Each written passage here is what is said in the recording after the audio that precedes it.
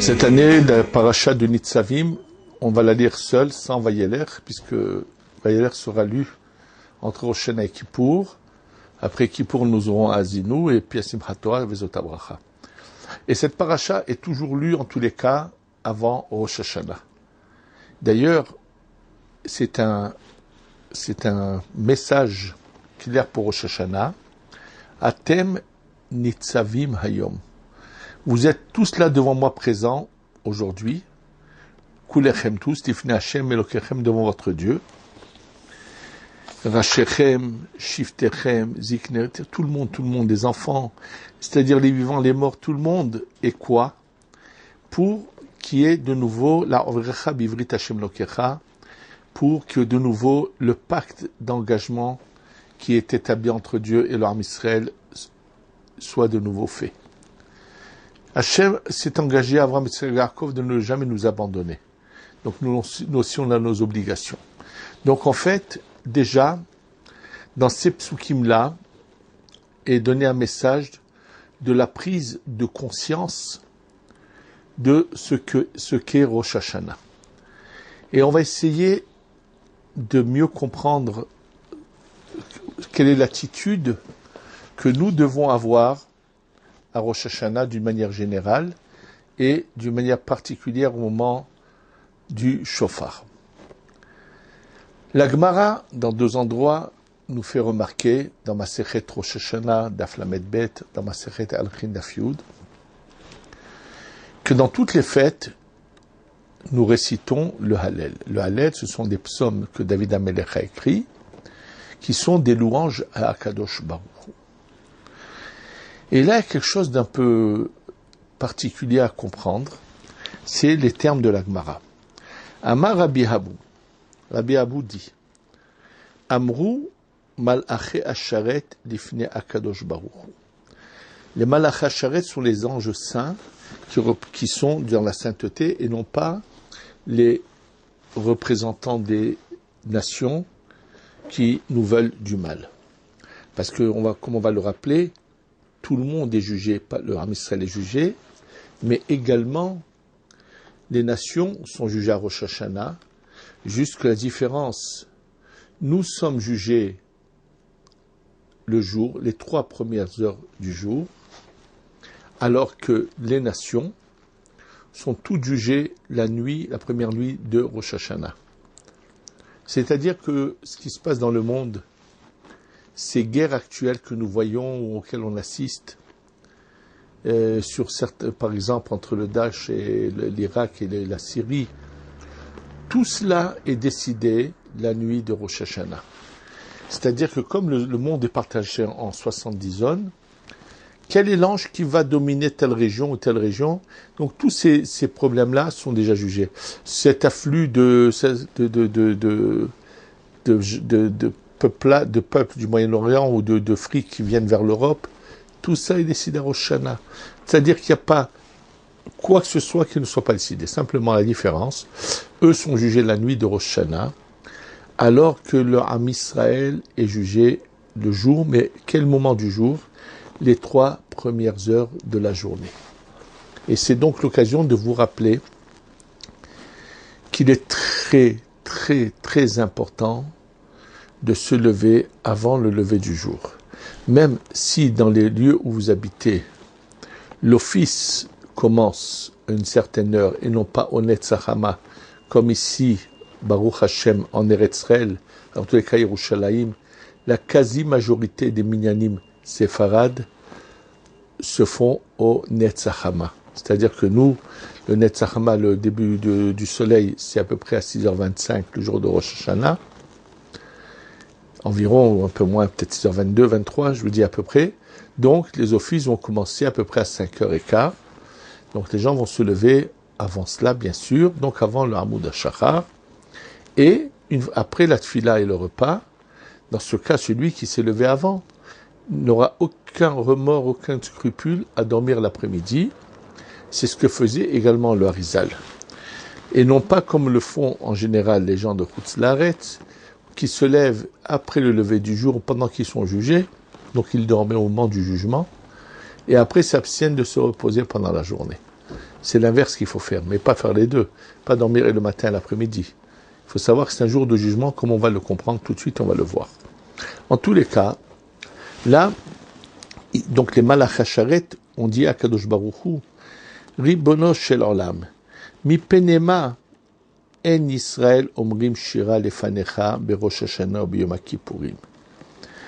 Pour quelle raison les béné Israël ne récitent pas de chants, c'est-à-dire de chants, il s'agit du Hallel, hein, puisque la shira de Yashar Moshe on la récite, on récite tout sauf le Hallel. À Rosh Hashanah Yom Kippour. Amar Lahem leur répond à Kadosh Baruch Hu. Efshar melech yoshev al kisedin. Est-il possible qu'un roi est assis sur son trône de jugement, c'est-à-dire il est assis pour juger? Vesifrei chayim, vesifrei metim petuchim lefanav. Les livres des vivants et le livre des morts sont ouverts devant lui. Qu'est-ce que ça veut dire le livre des vivants, des vies des morts? Ça veut dire le livre de gens qui vivent, qui sont jugés. Et le livre des morts, c'est ceux qui sont déjà morts, qui sont également jugés à Rosh Hashanah, comme je l'ai expliqué dans plusieurs cours sur Rosh Hashanah dans les années précédentes. À Rosh Hashanah, tout le monde est jugé, aussi bien les vivants que les morts. Donc il dit, puisque Dieu est là assis sur son trône de jugement, et les livres des vivants et des morts sont devant lui pour les juger, Israël, Omrim Shira, Israël vont dire, vont chanter le Hallel. Réellement, il faut comprendre qu'est-ce que cela veut dire. Quel est le problème? Parce qu'on est en jugement, on ne doit pas louer Dieu. Quel est le problème? Pourquoi? On ne fait pas de Hallel à Rosh Hashanah. Pour comprendre ce qui est marqué dans la Gemara, on va revenir au shofar lui-même. En général, le shofar apparaît comme une mitzvah que nous devons faire, c'est-à-dire tous les jours on met un talit. Quand c'est pas les fêtes ou le Shabbat, on met également des tefilines. Alors il y a une mitzvah qui est de sonner dans le shofar. Mais on va essayer de comprendre plus profondément ce que c'est. Sachez que le shofar est la continuation de la Hamida. C'est une forme de tfila et je vais vous expliquer. Dans le Sefer Tiferet Uziel, un des grands admourim de l'époque du Maguid de Mezrich, écrit la chose suivante. On m'a révélé dans le rêve que la kavana, que c'est le shofar, c'est un langage secret que l'ange accusateur ne comprend pas. C'est-à-dire qu'on est en train de dialoguer avec Kadosh Baruch Hu. Nous devons écouter le shofar. Et il est dit que également Akadosh Baruch Hu, c'est marqué Shomea kol teruat amo Israël. Dieu écoute aussi le shofar. Ça veut dire qu'il y a un dialogue d'Hachem vis-à-vis de nous et nous vis-à-vis d'Hachem dans le shofar. C'est ce qu'on lui a dit, que c'est un langage secret. C'est-à-dire, imaginez-vous, il y a un tribunal, un jugement, et voilà que le procureur vient pour dire le texte d'accusation, et tout d'un coup, l'accusé se met à parler avec le juge dans une langue que ne comprend pas le procureur général. Vous pouvez vous imaginer qu'il va être désemparé. Il doit se dire, mais qu'est-ce qu'ils ont pu se dire dans cette langue que lui ne comprend pas? Et donc, en fait, il n'aura plus la même assurance pour prononcer son accusation. Et c'est avec ça, comme l'a dit le Rav Gedalia Rabinovitch qui vient étudier ici avec nous, m'a dit, donc on peut comprendre ce que la Gemara dit dans la Masechet Rosh Hashanah également, que le fait qu'on sonne du shofar, ça perturbe le Satan. Il n'a plus la même vigueur, la même force pour être accusateur.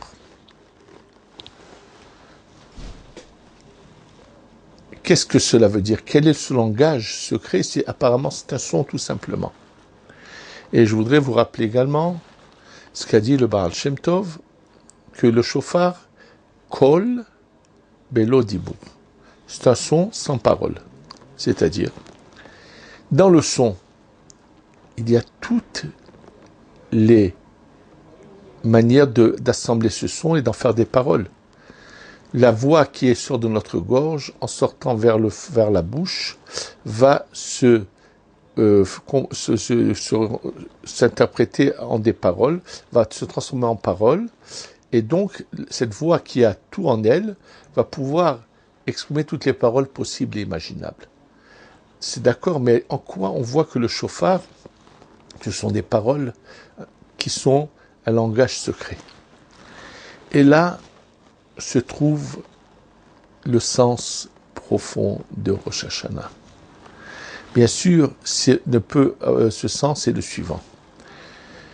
Du Zohar, il en ressort clairement qu'au moment du shofar, les pensées que nous avons dans le cœur vont monter avec le son du shofar et vont se transformer en prière.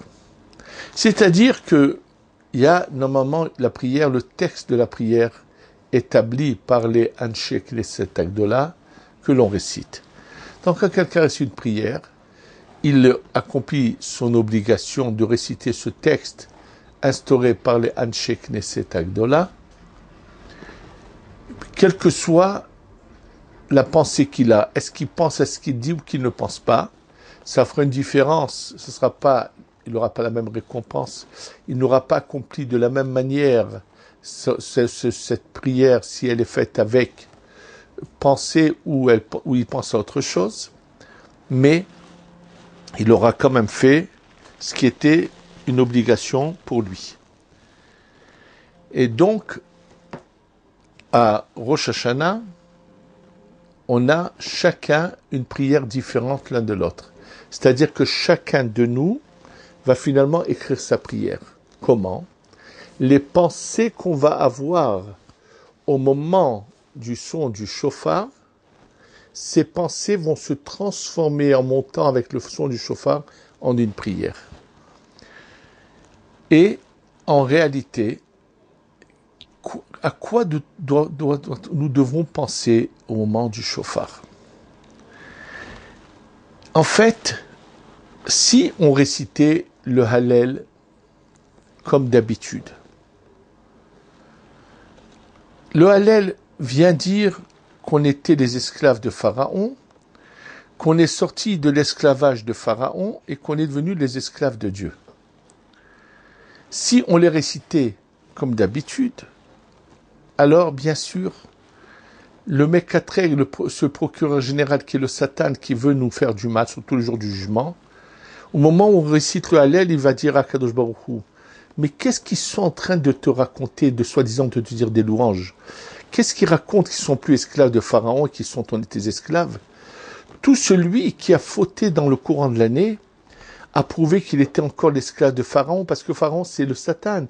Alors, dire le Hallel, ça peut se retourner contre nous, parce qu'ils vont venir dire comment ils te font des louanges, mais ils ont fait l'inverse, il va trouver à redire sur chacun de nos mots. Et là, on a un Hallel particulier, lequel, celui de pensées qu'on a dans notre cœur qui vont monter au moment du shofar. Et en fait, Akadosh Baruch Hu nous donne l'occasion de dialoguer en direct avec nous, sans que le Satan ait à redire quoi que ce soit, mais de voir qu'est-ce qu'on a réellement dans notre cœur. Et c'est ça, en fait, ce qui doit se passer.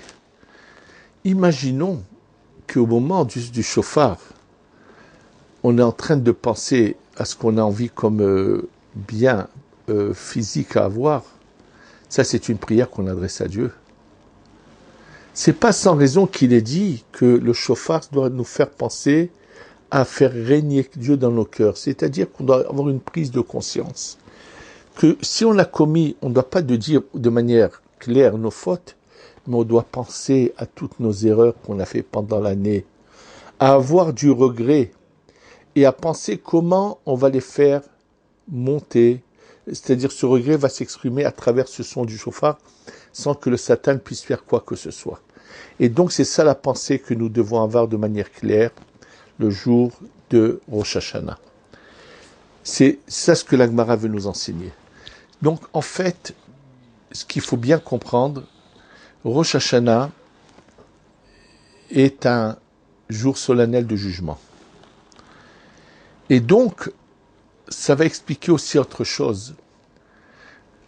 Après la tfila le soir, on va rentrer à la maison et au moment du repas, on va voir ces signes qui sont des demandes finalement à travers des signes. On va prendre la pomme dans le miel et on va demander d'avoir une année douce et ainsi de suite. Pourquoi n'y a-t-il pas de demande dans la prière elle-même? Parce que tout simplement dans la prière elle-même, c'est pas un moment de demande, c'est un moment de jugement. Simplement, au moment du repas, où ça rappelle que nous sommes des êtres en matière qui ne peuvent pas vivre sans les repas, sans donner ce qu'il nous faut. À ce moment-là, on va faire des signes pour dire à Kadosh Baruch Hu, tu sais, à Kadosh Baruch Hu, pour qu'on puisse accomplir l'engagement que nous avons pris à Rosh Hashanah. Il faut que pour cela, on ait toutes les conditions physiques qui nous permettent d'accomplir tout cela. Et donc, c'est pour ça que c'est pas fait au moment de la tfila. La tfila, on doit se concentrer uniquement sur le jugement. Et ça explique aussi pourquoi il n'y a pas ce halel. Parce que là, on va se concentrer sur le fait qu'on est jugé. Maintenant, je vous rappelle qu'il y a 2 jours, parce qu'il y en a qui sont jugés le premier jour, et il y en a qui sont jugés le deuxième jour. Celui qui veut le savoir, ça dépend de quelque chose. Malheureusement, il y a des choses qui, avec le cours des années, ont disparu. Il fut un temps où, à Rosh Hashanah, celui qui était ministre officiant, c'était en général les tzadikim, et bien sûr, naturellement, leurs prières étaient remplies de pleurs. Le moment de la tfila, ils pleuraient. Et bien sûr, tout le monde, au moment de la tfila, pleurait. Et dit le Harizal, il dit d'abord, le Harizal, je vous rappelle, il dit celui chez qui les larmes ne viennent pas à Rosh Hashanah dans la tfila, c'est qu'il a un problème, c'est qu'il y a vraiment une coupure entre lui, entre son âme et Akadosh Baruch Hu. Parce que s'il n'y avait pas, ton âme n'était pas recouverte de toute cette poussière, de toute cette saleté, elle sentirait le moment du jugement et elle communiquerait au corps et ce qui ça ferait pleurer la personne. Donc, c'est très important. Bien sûr, c'est une prise de conscience. Alors bien sûr, avant, il y avait celui qui était le Chazan, le Shaliach Tzibour, qui était en général choisi quelqu'un de tellement tzaddik qui naturellement pleurait. Et j'ai eu l'occasion, moi-même personnellement, je vous le rappelle, pendant quelques années, j'ai eu l'occasion d'être à la tfila de Rosh Hashanah avec Zichrono Livracha, Rabbi Yaakov Toledano du Rassi, qui, à l'image de son père, pendant les tfilotes, pleurait abondamment, sanglotait mamash pendant la prière. Partout ça se passait, les gens des générations anciennes pleuraient à Rosh Hashanah. Et en plus forte raison à Yom Kippour. On est jugé. Or, rappelez-vous qu'il est dit, Même si les portes de la Tfila sont fermées depuis la destruction du temple, la porte des pleurs n'est pas fermée. Et il est tellement plus facile à Rosh Hashanah de changer le décret des choses que pendant le courant de l'année. C'était des jours où on doit prendre conscience de cela. Ça, c'est pendant la Tfila, on pleure. On arrive à la maison, on doit avoir la confiance que Hachem nous a bien jugés, et c'est pour ça qu'il y a une mitzvah de faire une seouda. Mais surtout, ne pas confondre. Et malheureusement, il y a des gens qui confondent Rosh Hashanah avec ce qu'ils ont pu voir comme culture autour d'eux le jour de l'an des Goïm. Et ils n'ont pas la moindre idée, et ils pensent qu'il y a une chose, c'est que on va boire un bon coup, et c'est là, alors que c'est complètement étrange à Rosh Hashanah. C'est étrange à Rosh Hashanah. Pas du tout. Vegilou bir'ada. On doit venir prendre des repas, mais rester quand même en pensant qu'on est jugé. Le jour de Rosh Hashanah, on va faire attention de ne parler de rien d'autre que d'Hachem. Le Ben Ishraï conseille de lire 2 fois le livre des Tehillim, puisque dans le livre des Tehillim, il y a 150 psaumes. 2 fois 150, ça fait 300. C'est comme la valeur numérique du mot kaper qui veut dire pardonne. Donc, c'est vraiment un jour où dire qu'on est épuisé, on ne peut pas, on dort, mais sinon, si on est réveillé, c'est pour lire uniquement des Tehillim et comprendre que c'est, là, ça va être un nouvel engagement vis-à-vis d'Hachem et on doit prendre de bonnes décisions. On doit avancer, on doit progresser. C'est ça ce message qui est dans cette paracha de Nitzavim, qui vient nous rappeler ce que c'est. Maintenant, si on est jugé le premier jour, le deuxième jour, c'est pas un jugement définitif. Il y a le rattrapage.